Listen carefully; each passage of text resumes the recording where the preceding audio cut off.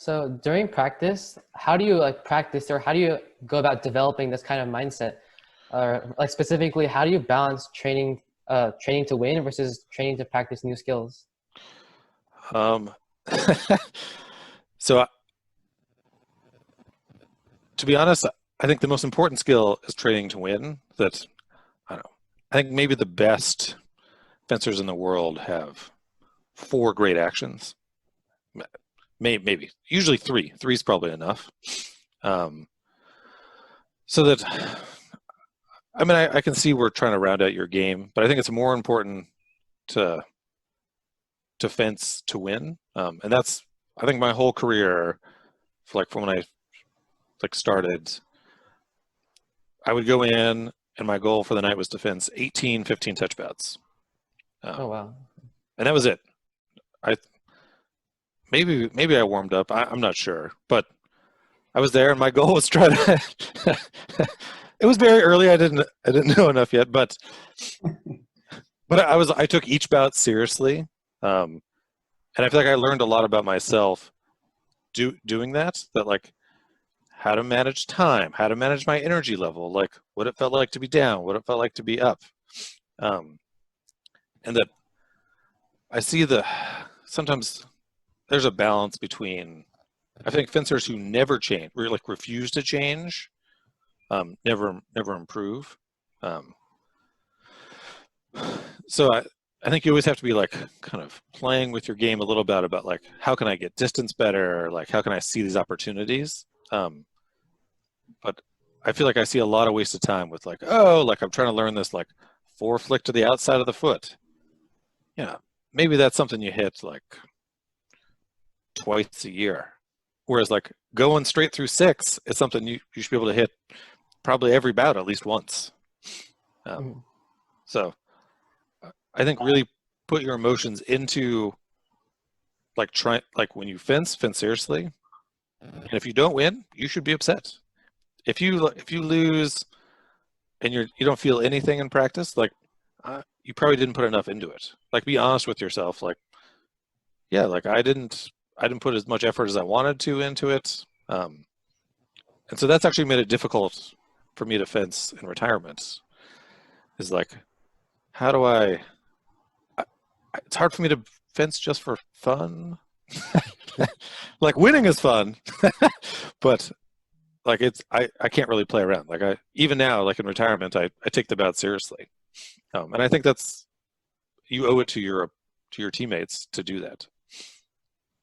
I will say that for sure, training with Seth for years, like the one thing that, is a big difference for some people is, when you come to training and part of it is a social and an environment that's, part of your culture.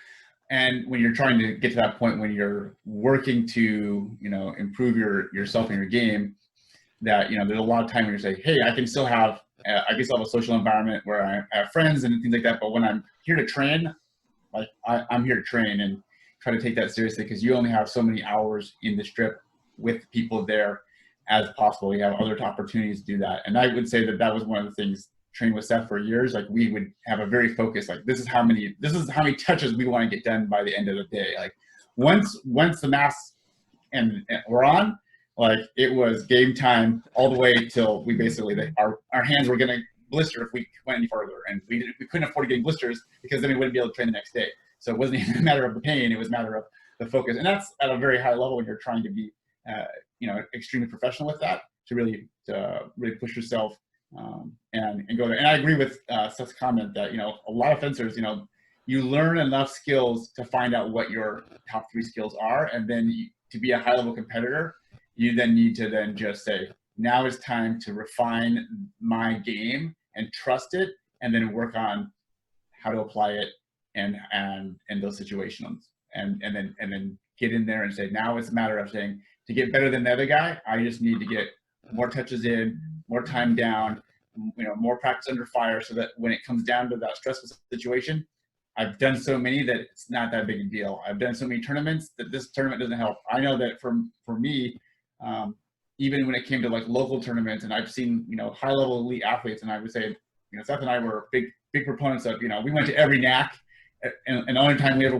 didn't go to a NAC, even if we were high on the world ranking or national ranking, was because a World Cup was happening the exact same time. So we could literally only be at one place at a time.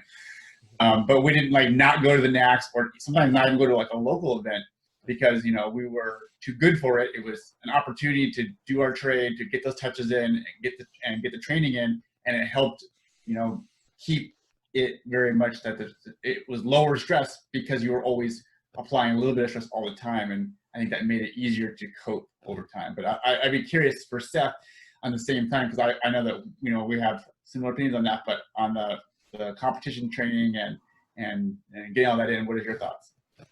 Yeah, I think competing at a tournament is a skill, and that the way you get better at it is to do it mindfully. So I took every tournament I went to seriously, whether it was a local competition, a NAC, World Cup, zonals. You know, I even remember after I retired, I came back. I was like, oh, there's a local event, like I wanna do it. And I took it seriously, but I didn't do very well, and I was super frustrated with it. And then on reflection, I was like, you know, I didn't do the work that I needed to do to be able to perform my best at this tournament. And so I think that's helpful, to like just sit with that for a moment and be like, all right, like, do I need to prepare? How do I need to prepare? What do I need to do differently